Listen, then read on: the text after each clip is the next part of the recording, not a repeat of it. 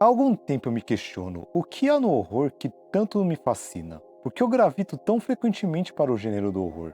E você, que clicou nesse vídeo, deve às vezes se fazer a mesma questão. Afinal, o objetivo de filmes, jogos e livros de terror é nos assustar, não é? Nos deixar desconfortáveis, lidar com conceitos ou realidades terríveis. Por que nos submetemos a isso? Por que amamos horror? Pessoalmente não sei se vejo o horror como um gênero em si. É mais um termo guarda-chuva onde vários outros gêneros estão sob. Digo isso porque não parece haver outra categoria de entretenimento capaz de produzir obras tão distintamente diferentes, com ideias e conceitos tão infinitamente diversos como o horror é capaz de produzir.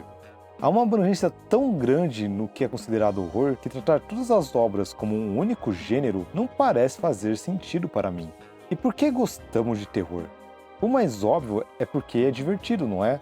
Mas é um tipo muito peculiar de diversão. Experimentamos certa excitação ao ver uma pessoa à nossa frente ter sua vida em perigo, sentir a adrenalina, o coração batendo mais forte, a tensão subindo e sendo liberada num susto, num grito ou em uma morte violenta.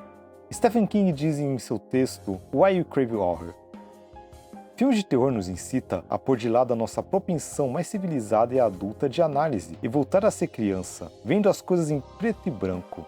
Pode ser que filmes de terror proporcionem alívio psíquico neste nível porque este convite para cair na simplicidade, na irracionalidade e até na loucura são raramente estendidas. Nos dizem que podemos permitir que nossas emoções tenham rédea solta ou sem rédea alguma. Filmes de terror nos permitem um momento raro de liberdade das morais e regras sociais, podendo assim nos afundar por um pequeno período de tempo, sem riscos e de maneira socialmente aceita de experienciar nossos piores desejos, medos, interesses e vontades. E talvez seja até uma maneira de nos mantermos sãos e poder retornar ao mundo real como uma pessoa produtiva da sociedade. Irei admitir que me divirto muito assistindo a loucura se desenrolar na tela. Por exemplo, eu assisti com um sorriso no rosto filmes como O Farol, Evil Dead e, falando de um filme mais recente, o final de A Substância. Há algo de catártico na loucura. Talvez a vida cotidiana normal, com suas rotinas e repetições sem fim, possam nos levar à loucura. E a melhor cura que alguns de nós encontrou é se permitir ser levado pela loucura de um filme de terror, dessa forma nos calibrando para voltar à normalidade.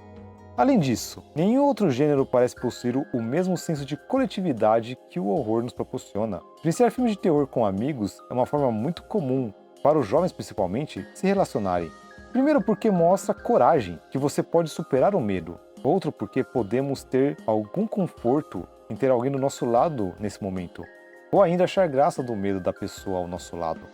Um argumento que eu vejo ser muito popular é que o fascínio do horror se deve a ser uma maneira de explorarmos nossos medos, traumas e ansiedades, e parece ter um fundo de verdade sobre isso.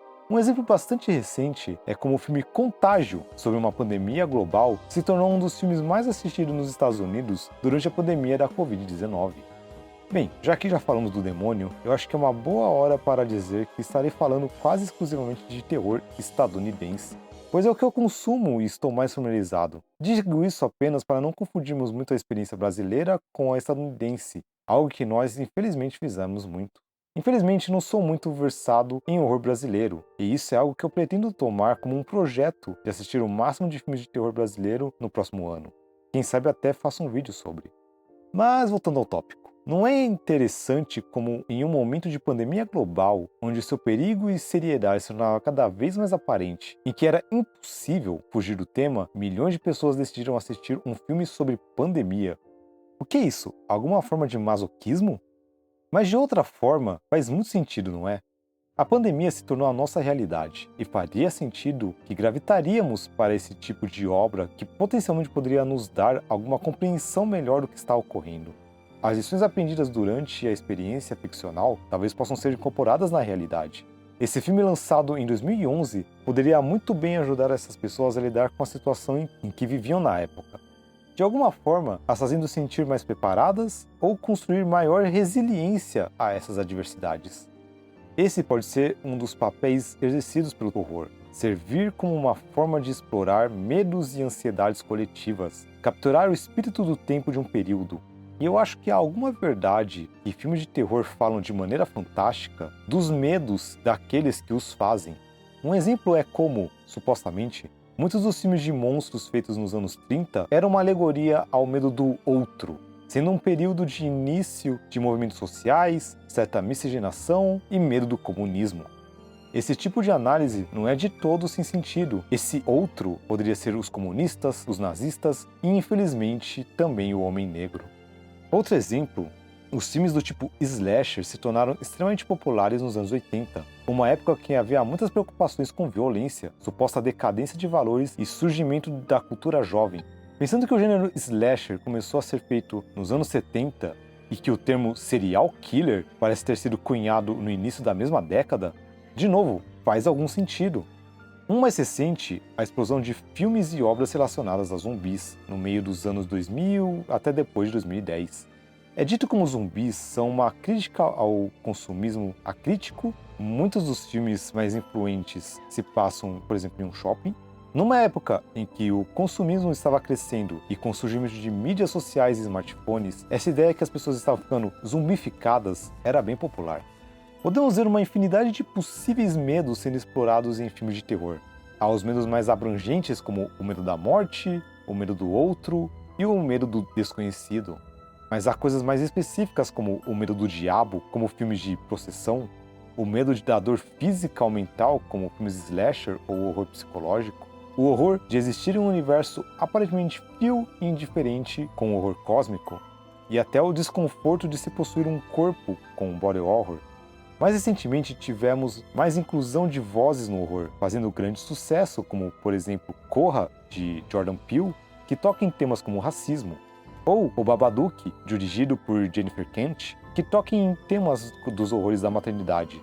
Gosto muito de ver muitas vozes femininas que exploram o maior horror de todos, ser mulher.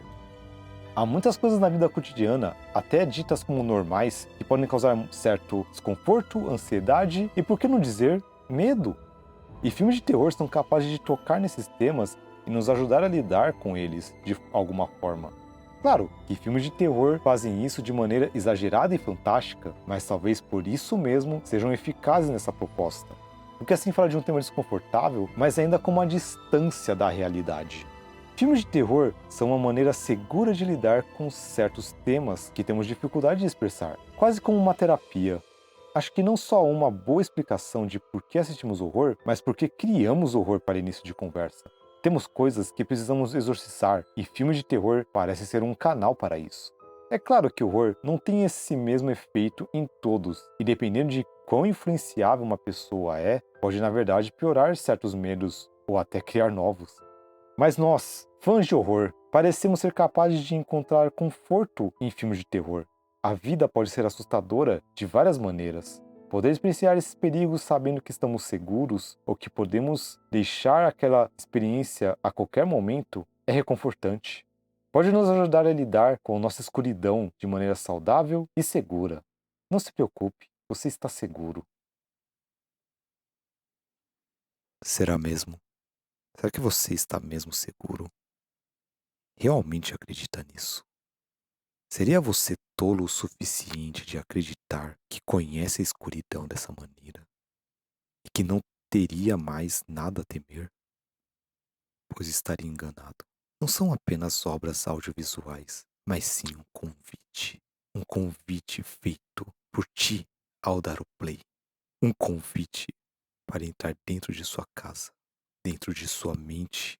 Posso habitar cantos mais escuros e esquecidos de sua morada, lugares que desconhecem a luz. Estarei lá, espreitando, observando, tramando, esperando o momento certo. Posso estar em qualquer lugar, por exemplo, bem atrás de você.